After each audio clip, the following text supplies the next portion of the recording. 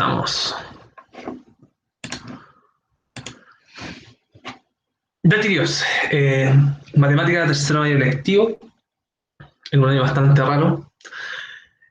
Se finalizó el primer semestre, ahí pudieron ver sus calificaciones. La verdad es que la mayoría pudo finalizar esto de buena forma.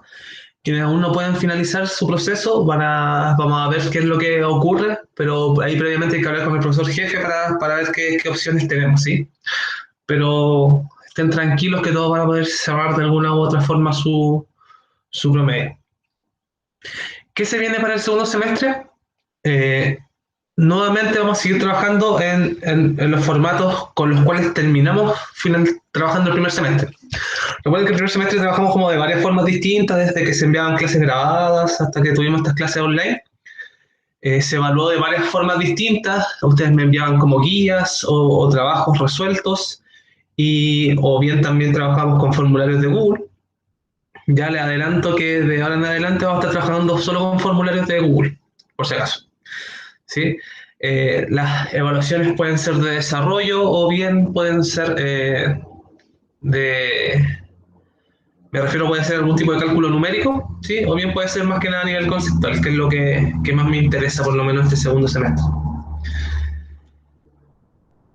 Segundo semestre que nos coincide con la nueva unidad que nosotros vamos a ver, que es la unidad número 3. Nos falta unidad número 3 y número 4. Les recuerdo que las dos primeras unidades que nosotros revisamos estaban relacionadas o enfocadas más que nada en la estadística, y ahora vamos a pasar a la probabilidad. Eso es como lo que se viene. En cuanto a las calificaciones, vamos a realizar 5 evaluaciones y vamos a mantener las 3 mejores notas para cerrar el segundo semestre, ¿sí? Es decir, similar a lo que acabamos de hacer ahora. ¿Cuál va a ser la diferencia? Es que actualmente nosotros tuvimos muchas oportunidades, es decir, a pesar de las 5 notas que nosotros teníamos, dimos 3 oportunidades más, es decir, tuvimos 8 oportunidades en total. Lo que va a ocurrir ahora es que solo van a ser 5 evaluaciones, de las cuales nos vamos a quedar con las 3 mejores. Como ya sabemos cómo trabajar, como ya sabemos cuál es el formato de trabajo que estamos realizando, el periodo de recuperación no va a ser necesario, ¿sí? Así que con 5 evaluaciones nos vamos a quedar con las 3 mejores para cerrar este segundo semestre. Obviamente, si por algún motivo ustedes no pueden rendir alguna de las evaluaciones, ustedes recuerden que siempre pueden justificar el por qué no rinden y siempre se va a atender ahí la solicitud que tengan o las razones que den. Si igual se entiende que no estamos en un contexto del todo normal. Así que eso con el tema de las calificaciones y el formato de trabajo. En cuanto al formato de trabajo, el electivo pide, o las actividades están enfocadas básicamente en que ustedes vayan desarrollando ciertos conceptos y después yo me encargo como un poco más de formalizarlo. Y así vamos a seguir trabajando por si acaso. Es decir, van a tener una serie de actividades que ir resolviendo, en donde la idea es que lleguen a concluir ciertas cosas, y eso después lo contrastamos sus conclusiones con lo que uno debiese comprender de la actividad, ¿sí? Así que no se extrañen este formato que se mantiene, van a seguir realizando guías, la idea es que vayan manteniendo las guías o el trabajo al día. Las guías las reduje bastante, o cada vez que entre una guía van a ser bastante reducidas, porque también atiendo a una solicitud o algo que yo veía en las guías que entregamos que eran tal vez demasiado largas y que al ser demasiado largas simplemente no se hacían. Entonces, si es que prefiero que sean más breves como para que las puedan ir realizando y que no sientan que es demasiado trabajo en el electivo. Entonces, en ese sentido, quiero decirles que vamos a bajar un poco la carga de trabajo con respecto al primer semestre, ¿sí? El primer semestre, tal vez como estábamos un poco más a prueba, tratamos de llevar todo tal cual, vía web, y parece que no resultó muy bien, o no resultó como debiese haber resultado, ¿sí? Entonces, parte de los ajustes del segundo semestre es bajar el volumen de las guías, que sean un poco más breves, y vamos a dar espacios para que las ideas principales del electivo se puedan comprender, pues ese es el objetivo después de todo. Ya veremos en futuro año cómo recuperamos esto, ahí se verá qué es lo que va a ocurrir, por si acaso. ¿Qué otra cosa me gustaría aclarar? No, básicamente eso. formato de trabajo, se siguen realizando guías, después yo me dedico a formalizar y mantengan las guías al día, porque desde las guías van a salir las preguntas de las evaluaciones que nosotros tengamos. Eso básicamente. No sé si hay alguna duda con respecto al primer semestre, alguna acotación, alguna sugerencia, algo que comentar.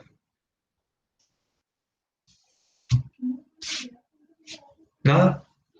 No, nada. Ah, qué bueno. Ya. Unidad número 3. Nosotros vamos a ver esos dos grandes temas que están planteados ahí, que son modelos de distribución binomial y normal. Eso corresponde a la unidad número 3. Específicamente interesa que usted pueda distinguir cuándo ocupar un modelo u otro. Si hacemos como un repaso por todas las unidades que ha tenido este electivo, así como haciendo un gran resumen, la primera unidad tenía por objetivo que usted fuese capaz de interpretar y comunicar información a través de los gráficos, ¿sí? Ese era el gran enfoque de esa unidad. Usted debiese ser capaz de ver distintos formatos de gráficos, ¿sí? Y también ser capaz de construir distintos formatos de gráficos para entregar o analizar distintos tipos de información. Todas las actividades apuntaban en ese sentido. Luego en la unidad número 2 nos metimos con las medidas de tendencia central y con las medidas de dispersión. O sea, todo lo que era media, o sea, las medidas de tendencia central, media, la mediana, la moda, las medidas de variación o variabilidad, como la desviación estándar, la varianza, el rango, todo ese tipo de cosas, correspondían a la unidad número 2. Y la idea era un poco comprender cómo a partir de muestras yo puedo determinar ciertas características de esta muestra, y también se generaba una conexión entre la idea de los datos que yo obtenía de una muestra y los datos que yo podía inferir para una población. Es decir, vimos como ciertas luces de esta idea entre muestra y población, y cómo a partir de una podría inferir cosas sobre la otra. Es decir, cómo a partir de una muestra yo podría inferir cosas de la población. Pero ahí falta un puente que aún no se construye, que eso es parte de la unidad número 4, que es la parte de inferencia estadística. Así que en esa parte, en la unidad número 4, nos vamos a dedicar a ver cómo construir ese puente entre las conclusiones que nosotros obtengamos para una muestra, hacerlas válidas para la población. Entonces, como les decía, la unidad número 2 se enfocaba básicamente en esas medidas y llegar a comprender de una nueva forma o con mayor profundidad cómo esas medidas nos van informando cosas de lo que estamos estudiando, ¿sí? Cómo nos van dando características de los objetos, los datos de estudio. La unidad número 3 se encarga de estudiar dos modelos que son los más importantes de distribución de probabilidad. ¿A qué uno se refiere con estos modelos de distribución? Es básicamente la idea como la de las funciones, ¿sí? Recuerden que cuando nosotros estamos viendo la unidad de funciones en tercero medio, o estábamos viendo, y ahí básicamente uno tomaba un cierto fenómeno de la naturaleza y trataba de asociarle una expresión matemática que me permitiese a mí como predecir qué es lo que iba a ocurrir. Aquí ocurre lo mismo, pero a través de la probabilidad. Yo quiero estudiar cierto fenómeno probabilístico, ¿sí? Que va a tener resultados que son aleatorios, es decir, yo no puedo predecir qué es lo que va a ocurrir, pero sí puedo determinar cuál es la probabilidad de que ciertas cosas ocurran con respecto de otras. Y este modelo, ¿sí? Son los famosos modelos que vamos a estudiar, que es el binomial y el normal. Es decir, que si yo me encuentro frente a ciertos fenómenos que cumplen ciertas características, yo podría utilizar un modelo binomial, o bien podría utilizar un modelo normal. Eso quiere decir que básicamente es una expresión que a mí me permite obtener las probabilidades de que eso ocurra. Y así como existen estos dos modelos, es decir, hay un sinnúmero de distintos modelos que van a ir dependiendo según lo que yo esté observando. Entonces, en general, la probabilidad ya está casi todo modelado. Los grandes problemas ya han sido modelados, y solo tenemos que, y parte de esta unidad es comprender cómo funcionan estos dos, que son los más destacados, por así decirlo, ¿sí? Entonces ese es el objetivo de esta unidad. ¿Cuál es el objetivo de esta clase en particular? El siguiente: indagar en base a experimentos de probabilidad del tipo Bernoulli. ¿Sí? ¿Con qué nos vamos a topar? Con un tipo de experimento que es muy curioso, que se llaman los de tipo Bernoulli o Bernoulli. Este tipo de experimento va a ser la base de lo que después va a pasar a formar es nuestra función binomial. Todos estos nombres parecen raros, pero los vamos a llegar a ver. De hecho, incluso el concepto de función binomial es algo que correspondía a segundo medio. No sé si se acuerdan que vimos algo así, la función binomial, en alguna clase por allá por noviembre del año pasado. Se las nombré, lo vimos por ahí, pero en algún momento les dije que ahora en tercero medio lo íbamos a seguir viendo. Y eso es lo que vamos a hacer por si acaso. Entonces, recuerden, en la probabilidad nos enfrentamos frente a experimentos, que son situaciones que nosotros estamos analizando, en donde no tenemos certeza de lo que va a ocurrir, y dentro de esos múltiples experimentos que yo podría realizar, hay un tipo específico que se llaman de este tipo, Bernoulli, y vamos a ver, la idea es que ustedes se logren dar cuenta de las características de este tipo de experimento. ¿Sí? No les voy a definir el experimento porque la gracia de esto, les reitero que es como una actividad de indagación. La idea es que ustedes vean dos experimentos que les tengo planteados y en base a eso ustedes como que descubran cuáles son las características de este tipo de experimento. ¿Sí? Esa es un poco la idea, así que no nos vamos a ir al tiro con la definición por si acaso. Entonces, funciones de distribución. ¿Sí? ¿Qué necesitamos comprender para esto o entender para llegar a aplicar lo que es una distribución o una función de distribución? El concepto mismo de función. Recuerden que nosotros al comienzo de este año, en matemática común, nos dedicamos a trabajar un tema que venía pendiente del año pasado, que era el concepto de variable aleatoria. ¿Sí? Este concepto va a tomar fuerza y va a ser fundamental en todo lo que vamos a ver a continuación. ¿Sí? Entonces, en este concepto de variable aleatoria, nosotros definíamos después una función de probabilidad y una función de distribución. ¿Sí? ¿Recuerdan algo de eso?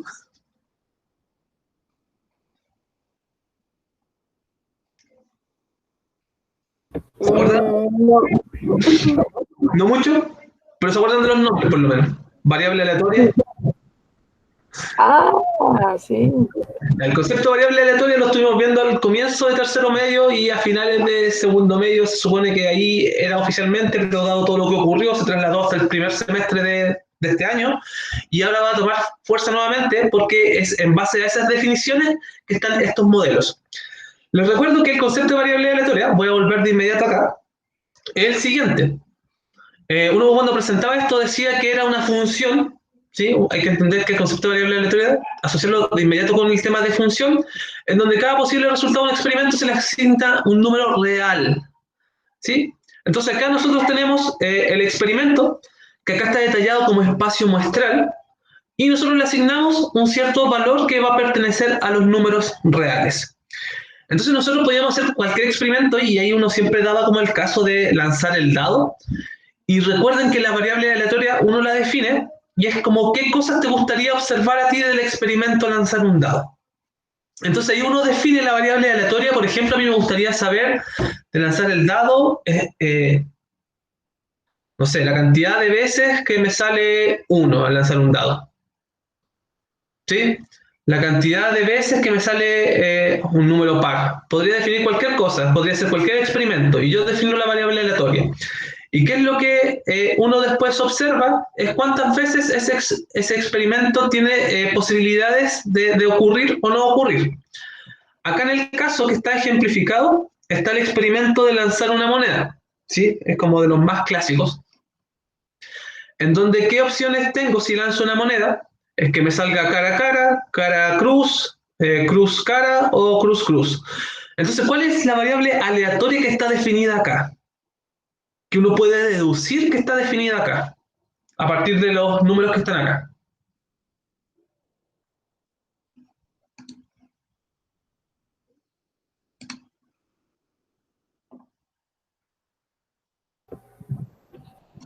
Que te puede salir dos veces cara a cara, que te puede salir una vez cara cruz o cruz cara, y que no te puede salir 0 veces cruz. Ya. Ya, ok. Entonces aquí está en el fondo el espacio muestral de esto, ¿cierto? El experimento es lanzar una moneda. Eso es lo que dice ahí tiritonamente. Y acá yo defino una variable aleatoria. Recuerden que por lo general se definen con letras mayúsculas. ¿Y qué es lo que interesa acá? ¿O en base a qué está construido este esquema? Si se dan cuenta, acá yo tengo una cara y está asociado con un 2. Por lo tanto, claramente lo que estoy contando acá es el número de caras. Número de caras. ¿Sí? Número de caras. Entonces, ¿cuáles son las posibles cantidades de los números de caras que yo puedo obtener del experimento lanzar una moneda? Si es que me salen 2 caras, tengo 2 caras acá. Si me sale una cara y un sello, tengo solo una cara. Si tengo un sello y una cara, también tengo una cara. Y si tengo 2 sellos, tengo 0 caras. ¿Sí? Entonces recuerden, esta es la idea detrás del concepto de variable aleatoria. Nosotros tenemos un experimento, cualquiera, el más simple que se le ocurra, todo puede ser llevado a esta función que me permite relacionar el espacio muestral con un cierto número real. Nosotros cuando vimos este tema, siempre vimos experimentos con lanzar monedas o lanzar dados, que son los más básicos y son los que sirven para ilustrar un poco estos conceptos. Obviamente, nosotros nos vamos a dedicar a ver otro tipo de experimentos que son un poco más complejos o tienen un poco más de sentido a nivel, por así llamarlo, dentro de la ciencia, ¿sí? Porque uno no está analizando a cada rato los dados y analizando las monedas, sino que estos ejemplos sirven para mostrar de una manera sencilla cómo se comporta o cuál es el concepto de variable aleatoria. Pero nosotros después vamos a pasar a otro tipo de funciones que a mí me permiten modelar esto, que son las famosas funciones de distribución, que son esos otros modelos. Entonces, hasta el momento, ¿qué es importante recordar? Tenemos experimentos que son aleatorios. ¿Qué significaba que eran aleatorios? Que está acá abajo.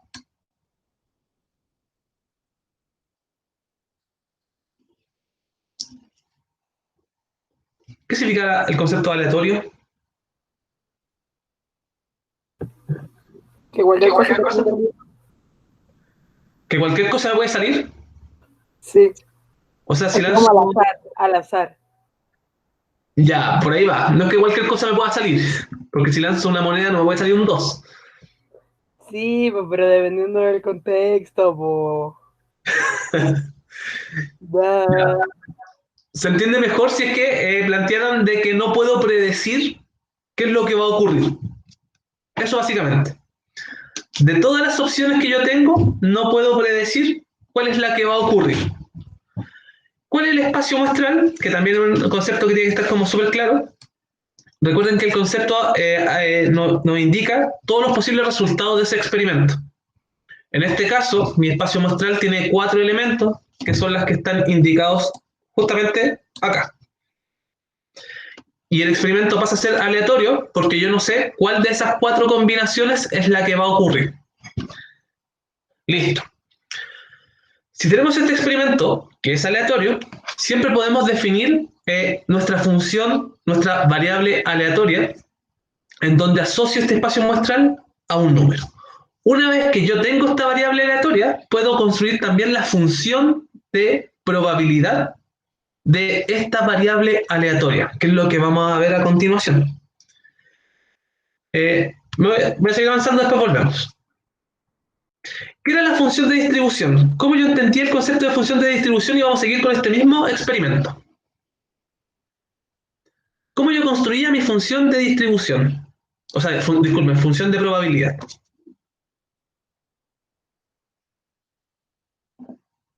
¿Se acuerdan que era una F minúscula? Era la que tenía que dar 1, ¿no? Exacto, era la que tenía que dar 1. Que era lo mismo que decir la probabilidad de que X tome un cierto valor. Ahí esta X es mayúscula y hace referencia a la variable aleatoria que estoy analizando. Acá dijimos que la variable aleatoria es el número de caras. Y este es el valor particular que toma ese valor de la variable aleatoria. ¿Cómo se construye esto?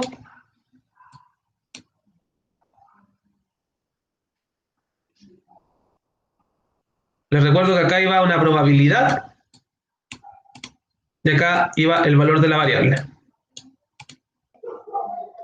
¿Cuáles son los posibles valores de la variable que puede tomar el experimento que estamos analizando, que es lanzar una moneda?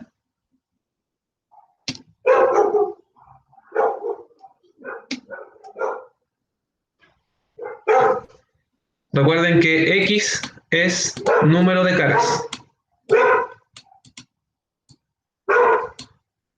Número caras.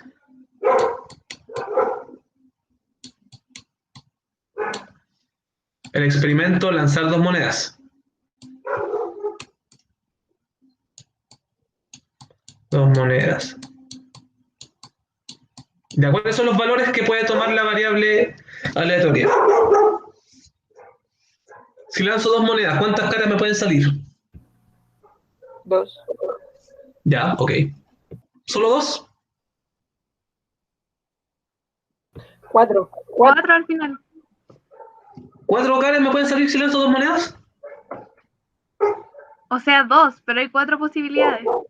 Ya, eso quiero saber. ¿Cuáles son las posibilidades? 4. Ya, sabemos que son cuatro, pero ¿cuáles son? Cara.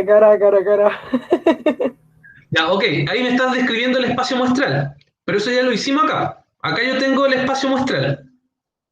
Tengo la cara con la cruz, o sello para nosotros. Tengo el sello con la cara y tengo el sello con el sello. ¿Sí? Y acá que tengo, este espacio muestral está asociado ¿a qué cosa? Al número de caras que yo estoy analizando de mi variable aleatoria. Es decir, que para este caso tengo dos caras, para estos dos casos tengo solo una cara, y para este caso tengo 0 caras. Por lo tanto, nuevamente, ¿cuáles son los valores que toma acá x sub i? ¿Cuáles son los posibles valores de la variable aleatoria?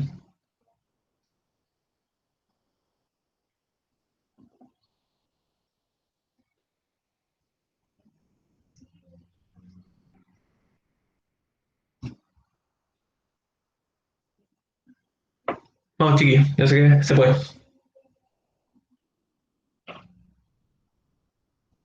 Es que es 0, 1, 2. Perfecto, eso es. 0, 1, 2.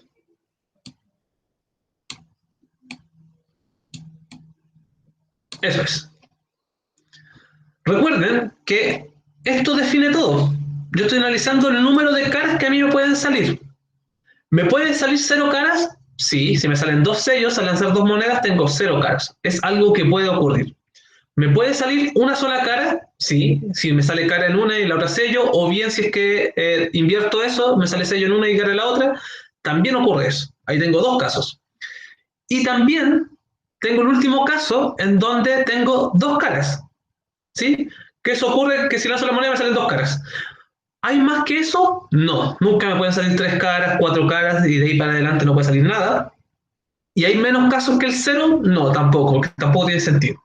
O sea que mi variable aleatoria define esta función de probabilidad que estamos construyendo ahora. Ahora, ¿qué falta acá en esta columna? ¿Qué es el P sub i?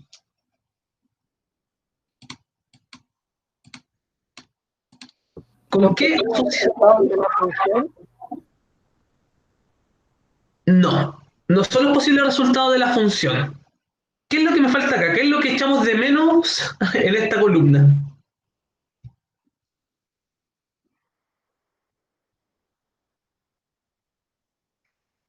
Es la probabilidad, pero se hace con el árbol, ¿o no? La probabilidad, perfecto. Claro, una de las opciones que yo tengo es utilizar el famoso árbol de probabilidad. ¿Sí? Pero lo que falta acá es la probabilidad de que esto ocurra. Porque hay que entender el concepto de que nosotros al construir la función de probabilidad lo que estamos haciendo es evidenciar todos los casos posibles que pueden ocurrir en este experimento y determinar todas las probabilidades de inmediato.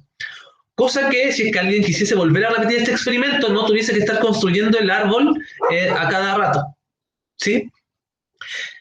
Entonces aquí viene lo importante, y aquí viene el nexo con lo que vamos a ver a continuación, que no es esto, sino que son dos tipos de modelos que me permiten ver una serie de otras situaciones. ¿Qué es lo que ocurre?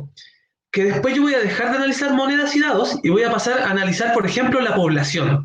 Y me gustaría saber, no sé, cuál es la probabilidad de que un estudiante de tercero medio, o cuál es la probabilidad de que mida más de, si es que nos vamos con el tema de la altura, que mida más de 1,60 m. Si se dan cuenta, el analizar la estatura de los estudiantes ya no pasa a ser tan simple como lo que estamos analizando.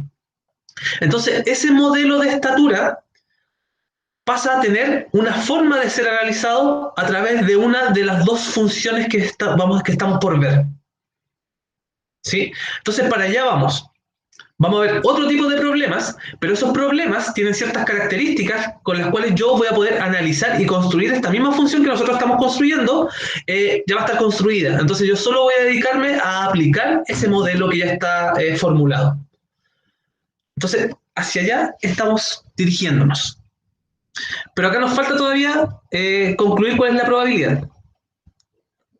¿Cuál es la probabilidad de obtener 0 caras?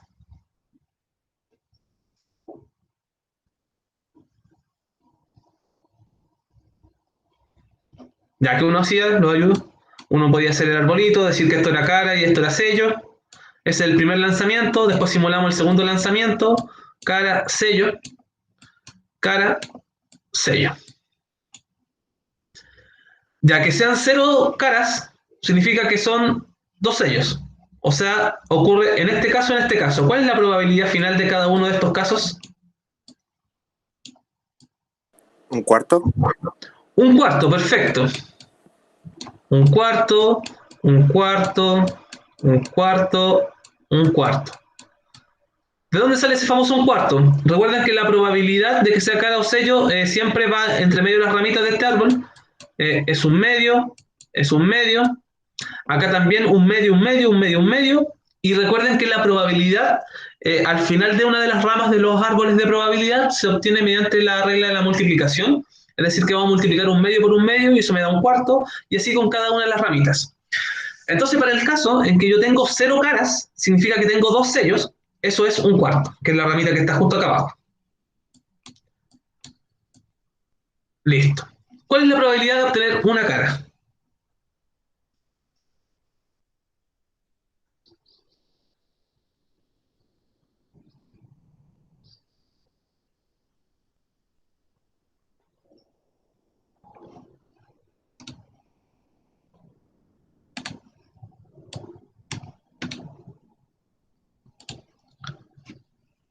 ¿Cuál es la probabilidad de obtener una cara? Aquí lo voy a escribir como 0,25. Profe, el Sosa puso 2 cuartos. Ya, 2 cuartos. Eso es lo mismo que un medio, eso es lo mismo que 0,5. Recuerden que no puedo ver el chat, chiquillos, por si acaso. Así que si tuviese el micrófono, tanto mejor. Ya, y la probabilidad de el último, de que sean 2 caras.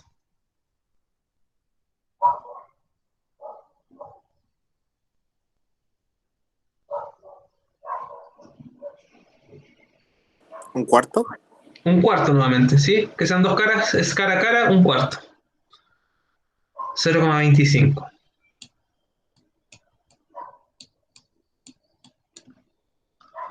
Listo, acabamos de construir acá nuestra famosa función de probabilidad. ¿Sí? En donde, ¿qué es lo que hicimos?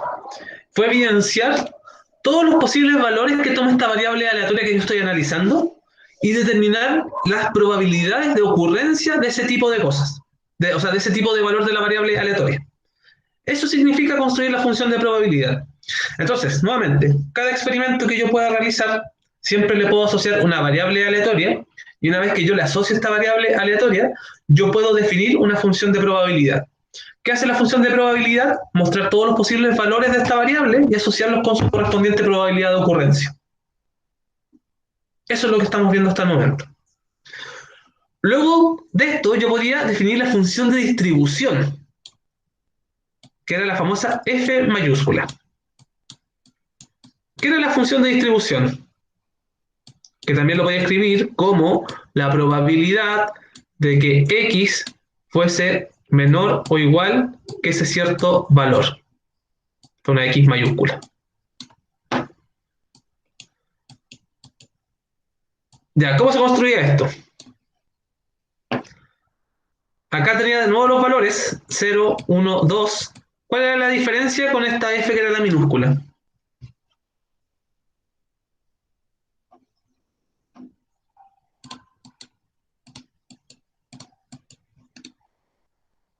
Se iban sumando. Exacto, iba acumulando probabilidad.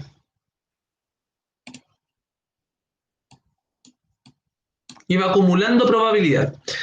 Entonces, el primer valor, ¿cuál es la probabilidad de que sea 0 o menos? O sea, obtener 0 caras o menos, es 0,25. ¿Sí? 0,25. ¿Cuál es la probabilidad de obtener una cara o menos? Sería 0,5 más 0,25, sería 0,75. Es decir, sumé ambas probabilidades. Y por último, ¿cuál es la probabilidad de que sea 2 o menos? En este caso siempre recuerden que el último valor siempre es 1, porque tenemos el 100% de la probabilidad acumulada en que eso ocurra. Y ahí tengo la famosa función de probabilidad de esta variable aleatoria. ¿Qué otras cosas vimos también? Vimos cómo obtener la media de esto, ¿sí? El famoso valor esperado de esta variable aleatoria. Y también vimos cómo obtener la varianza y la desviación estándar. Eso lo vamos a recordar más adelante, por si acaso, ¿sí? Esta primera clase, lo único que tenemos de interés es recordar un poco esto. Si no lo recuerdan, lo vamos a ver con mayor formalidad en clases siguientes. Pero a grandes rasgos, lo que me interesa es, tenemos experimentos, esos experimentos generan un cierto espacio muestral. Ese espacio muestral siempre lo puedo asociar con un número real mediante este concepto de variable aleatoria, que es algo que a mí me interesa observar. Por ejemplo, del experimento lanzar 2 monedas, me podría haber interesado ver el número de sellos. ¿Sí? Yo podría haber definido la variable aleatoria número de sellos. Y así yo puedo definir cualquier variable aleatoria dentro de un experimento. Son cosas que a mí me interesa observar. ¿Qué es lo que ocurre con esta variable aleatoria? Esta variable me permite a mí construir una función de probabilidad que ¿qué es lo que hace? Es dejar de manifiesto todos los posibles valores que puede tomar esta variable aleatoria y cuál es la probabilidad de ocurrencia de cada uno de esos valores.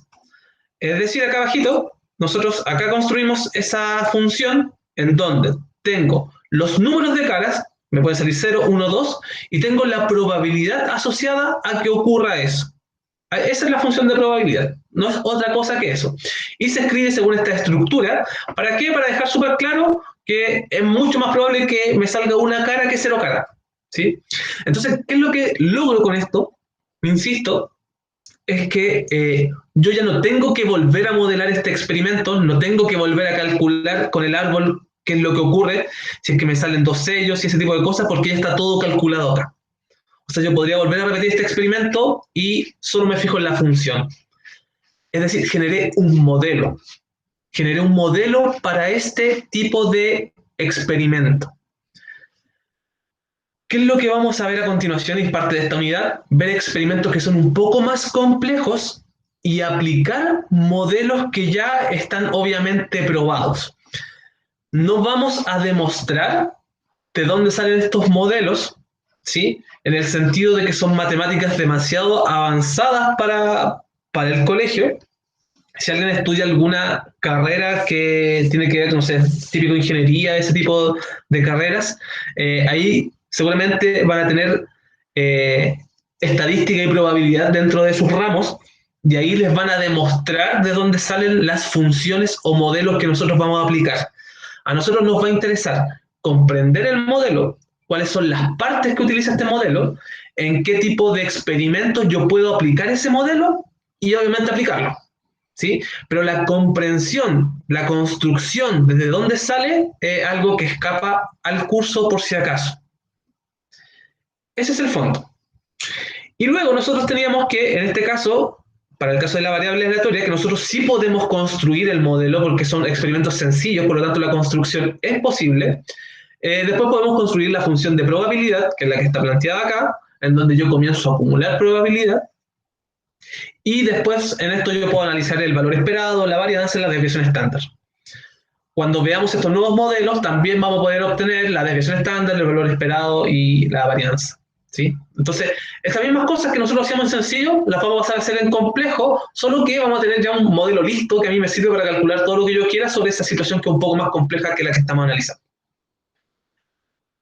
Para allá vamos por si acaso, ese es el norte que tenemos en esta unidad.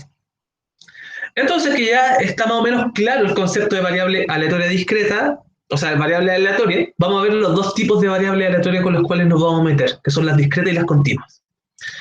Pero ahora sí voy a volver a esto. Entonces, ojalá les haya quedado un poco más claro el concepto de función de distribución, ¿sí? ¿Cuál es el objetivo de la unidad? Recuerden, en modelar. Tengo experimentos que se comportan de una forma tan compleja que voy a tener que hacer uso de otros modelos para explicar el comportamiento de ese espacio muestral o de esas variables aleatorias. Y dentro de estos muchos modelos que les hablé, me interesa analizar dos, que es el modelo binomial y el modelo normal. Son los más destacados. ¿Por qué estos dos? Porque uno pertenece a lo que acabo de mencionar, que son variables aleatorias discretas, y la distribución normal pertenece a lo que corresponde a variables aleatorias continuas. Y eso es lo que me interesa ver a continuación o definir. ¿Qué creen que significa variable aleatoria discreta y cuál es la diferencia con la variable aleatoria continua? Ya que lo único que cambia es la última palabra. ¿Cuál creen que es la gran diferencia entre ambas variables aleatorias?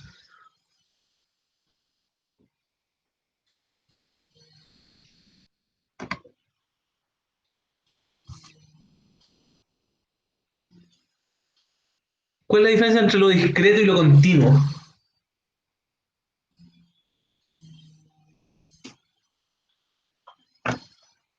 ¿No? ¿Ninguna pista?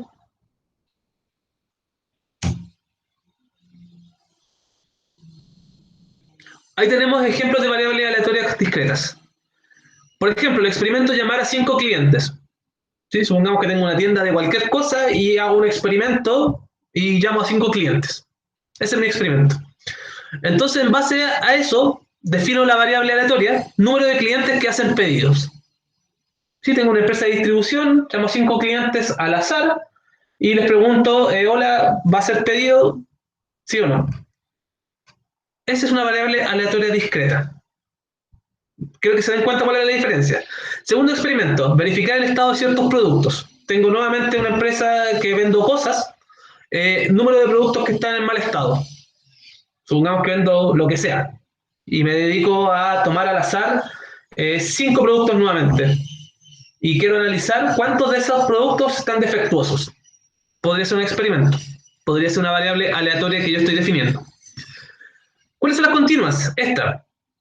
Supongamos que el experimento es que yo opero nuevamente un negocio o una tienda o lo que sea y me interesa definir mi variable aleatoria como tiempo de espera de los clientes. ¿Sí? Podría definir eso. Entonces, no sé si logran visualizar que a cualquier experimento yo puedo definir la variable aleatoria que a mí se me antoje. ¿Sí? Yo puedo analizar lo que yo quiera de ciertas situaciones. O bien, otro experimento, verificar la cantidad de líquido en una bebida. Supongamos que yo vendo bebidas y la variable aleatoria la defino como el volumen de líquido en las latas. O sea, me interesa, supongamos que tengo una máquina que está rellenando las bebidas y necesito saber con cuánta bebida está rellenando las latas. Entonces voy a tomar un experimento de 10 latas al azar y quiero ver el volumen con el cual están llenadas las latas. Ejemplo. ¿Cuál es la diferencia entre las discretas y las continuas? ¿Cuál creen ustedes que es la gran diferencia? ¿Por qué hacer esta distinción? ¿Alguna idea cualquiera igual sí? Que una es como contable, como para contar, y las otras son como mediciones o cosas así. Ya, por ahí va la idea. Por ahí va la idea. ¿Cuál es la diferencia entre una y otra? Es la siguiente. Las variables aleatorias discretas, por lo general, siempre van a tomar números enteros, ¿sí? Por ejemplo, en este caso, llamar a 5 clientes, ¿cuál es ¿qué es lo que puede ocurrir si yo analizo el número de clientes que hacen pedidos? Puede que uno sea el que hace pedido, o puede que sean los 5, o puede que sea ninguno, ¿sí? Pero en ningún caso voy a tener o voy a usar números decimales. Yo no puedo tener 2,5 clientes que hacen pedido, ¿sí? Eso no tiene sentido para el caso de las variables aleatorias discretas. Lo mismo que el número de productos defectuosos, ¿sí? Si yo vendo ciertos alimentos, o está malo o está bueno, ¿sí? No hay opción intermedia, no puede estar medio bueno, no puede estar medio malo, ¿sí? Por lo tanto, aquí nuevamente es contable dentro de los números enteros, ¿sí? Específicamente acá dentro de los naturales, pero nos vamos a quedar con el tema de los enteros. ¿Qué es lo que ocurre acá, en este caso? Que la variable aleatoria continua sí permite esta idea de número decimal, es decir, de partes de tiempo o partes de lo que sea que esté midiendo. En el caso del tiempo, un cliente puede esperar 1 minuto, pero si es que no espera 1 minuto, no pasa necesariamente a esperar 2 minutos al tiro. Porque el tiempo se entiende que es como un continuo, no se va saltando de 1 minuto, 2 minutos, 3 minutos, etc. Alguien puede esperar 1 minuto y medio. Alguien puede esperar 1 minuto, 1/4. A eso se refiere. ¿Qué pasa con el volumen? Ocurre exactamente lo mismo, ¿sí? Alguien puede, o sea, una lata puede tener 300 cc, sí, puede tener 300,5 cc también. Entonces, si se dan cuenta, aquí yo permito el espacio para agregar entre estos valores que nosotros teníamos que eran discretos, puedo agregar un sinfín de nuevos valores. Entonces, esto pasa a llamarse variables aleatorias continuas, los que permiten, entre comillas, los números decimales. ¿Sí? Esa es como una forma como de recordar esta idea entre aleatorio y continuo. Creo que tenía que ir...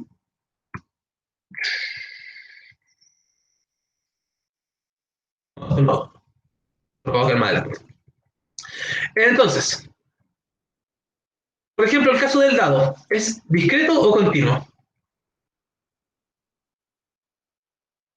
Continúa. ¿Continuo?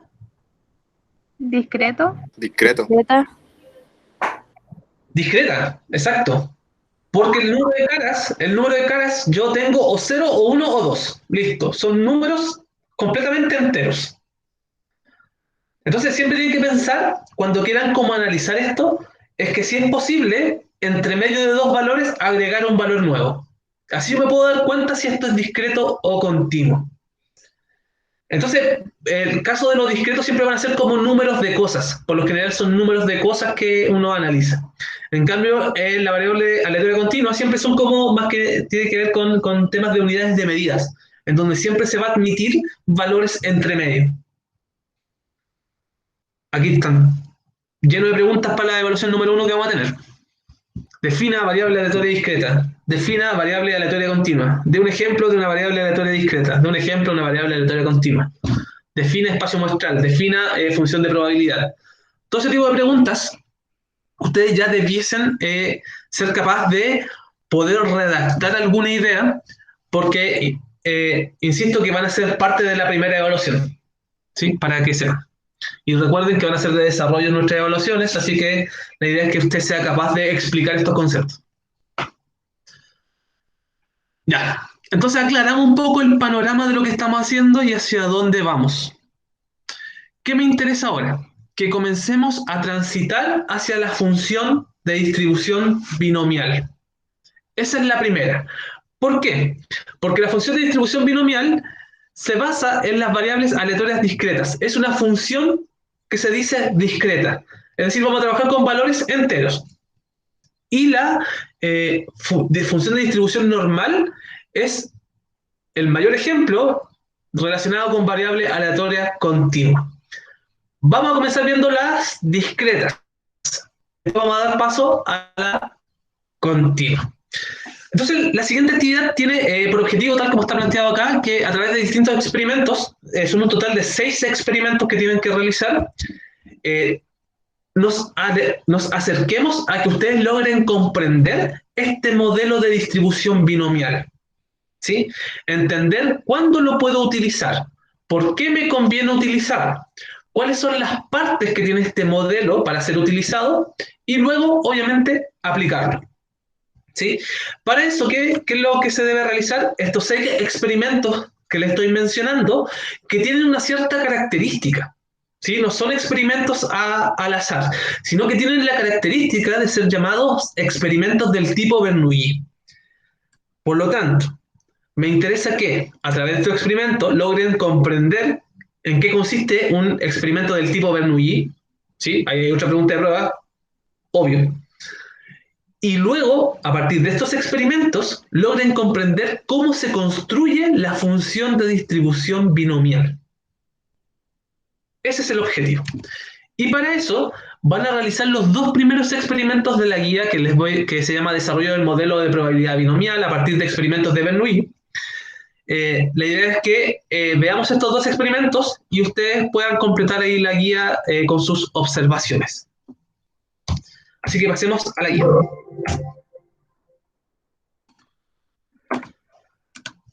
Probabilidad. Se la voy a adjuntar. Estudiantes.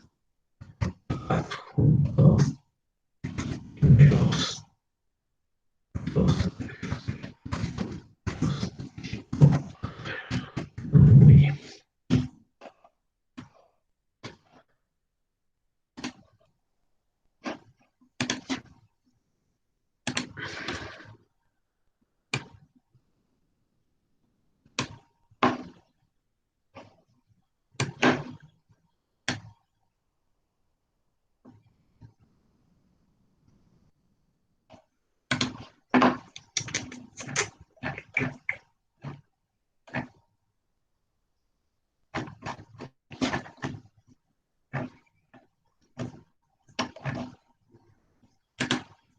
Subir.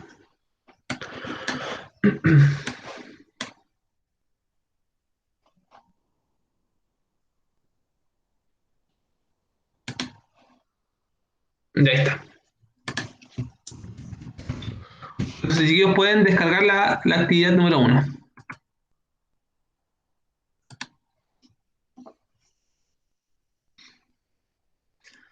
Ya la descargan y la leemos entre todos por si acaso.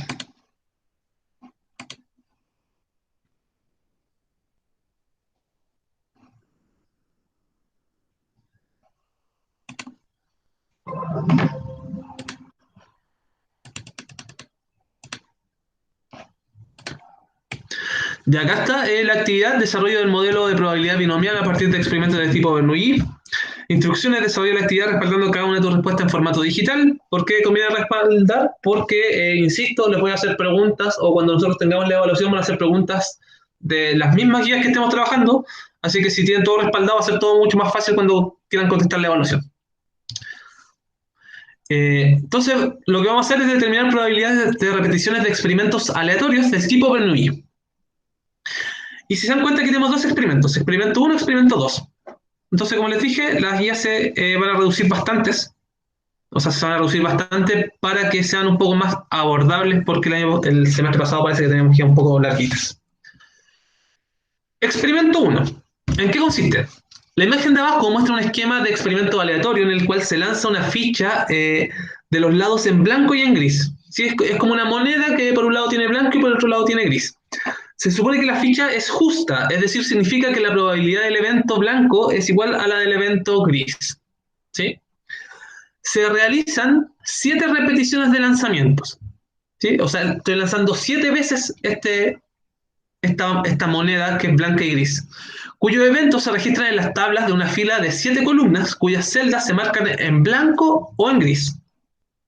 Los eventos también se representan con unas 7 tuplas ordenadas con las letras B y G, ¿sí? De blanco y gris. Entonces aquí está el experimento de Bernoulli, que tenemos 2 resultados posibles, que sea blanco o gris en esta moneda, las 7 repeticiones, ¿sí? En donde, ¿qué es lo que tengo acá descrito? Todas las posibles ocurrencias de este experimento. Por ejemplo, me salga blanco, blanco, blanco, blanco, blanco, blanco, blanco. Me salga blanco, blanco, blanco, blanco, gris, blanco, blanco. Así. Puntito, puntito, puntito para todas las posibilidades que tengo, hasta que la última es que me salga gris, gris, gris, gris, gris, gris, gris. Eso básicamente es lo que está descrito acá. Letra A. Completa las siguientes 7 tuplas ordenando qué representan los eventos E, F, G y H. Por ejemplo, ¿qué tendría que ir acá? En el caso de la E, como el primero es blanco, tendría que ir blanco, blanco, blanco, Blanco, blanco, blanco, blanco. Ahí tengo el primer espacio muestral del evento E. Entonces, ¿qué se les pide? Que ustedes en el fondo traduzcan cada una de estas representaciones que se hizo a nivel de colores, lo traduzcan acá en estas 7 tuplas. Es decir, que es una especie de ordenamiento de las 7 posibilidades de ocurrencia de este experimento. Entonces les pide que hagan lo mismo con la E, la F, la G y la H, es decir, con las que están justo acá presentadas. Luego, ¿qué les piden? Determinen la probabilidad de PE, PF, PG y PH de los eventos E, F, G y H. O sea, ¿cuál es la probabilidad que a mí me salga blanco, blanco, blanco, blanco, blanco, blanco? Eso les piden en la segunda. Y C, ¿cuál es la probabilidad de cualquier evento compuesto de 7 lanzamientos? Argumenta tu respuesta. Ese es el primer experimento. Experimento 2. En la imagen se muestra un sistema de coordenadas con los puntos A, B, C, D, E y F, que son los que están ahí. Partiendo del origen ceros, se pueden mover a través de las líneas de la cuadrícula en 5 pasos para llegar a uno de los puntos mencionados. ¿Qué quiere decir esto? Que yo desde el punto origen, que es acá el O, con 5 pasos, siempre puedo llegar a cualquier punto. Por ejemplo, si es desde el punto 0, me muevo hacia arriba, 1, 2, 3, 4, 5, llego al A. O bien, si quiero llegar al C, podrían ser 1, 2 hacia la derecha y subir 2. O bien, si quiero llegar al C, podría ser 1, 2, 3 hacia arriba y a la derecha 2, etc. Se define la variable aleatoria X, que representa el número de pasos hacia la derecha. Eso es importante. O sea, de este experimento, que es desde un punto ver cuántos posibles caminos tengo para llegar a estos otros puntos, a mí me interesa saber cuántos pasos voy a hacer a la derecha. Primero, determina los valores de X igual acá para llegar a los puntos A, B, C, D, E y F. ¿Qué significa este X igual acá? Que tengo que determinar los valores de esta variable aleatoria. Por ejemplo, para llegar al punto A, ¿cuántos pasos hacia la derecha necesito?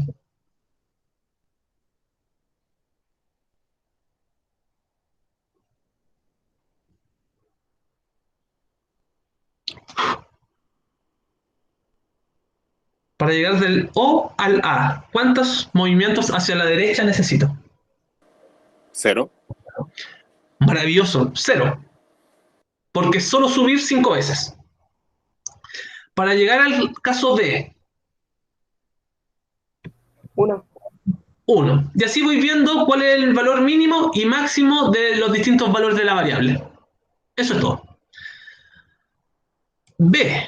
Marca con diferentes colores todos los caminos posibles para llegar de O a los puntos A, B, C, D, E. O sea, ¿cuál sería la idea? Un poco que ustedes pudiesen editar esta imagen y mediante acá ustedes en el Word pueden utilizar el lápiz e ir dibujando cuáles son los distintos caminos que pueden ir tomando. ¿Por qué? Porque les va a servir para contestar las siguientes preguntas. En la C dice, si la probabilidad de dar un paso hacia la derecha es igual que la de dar un paso hacia arriba, ¿cuál es la probabilidad de llegar a los puntos mencionados? Esa otra pregunta. Es decir, si yo tengo 0,5 de probabilidad de ir a la derecha y 0,5 de probabilidad de subir, ¿cuál es la probabilidad de llegar a cada uno de los puntos que están acá mencionados? Es una pregunta un poco más complejita. ¿Qué coincidencias existen con el experimento anterior? Argumenta tu respuesta. Esa es la actividad que deben realizar hoy día y mañana, por si acaso.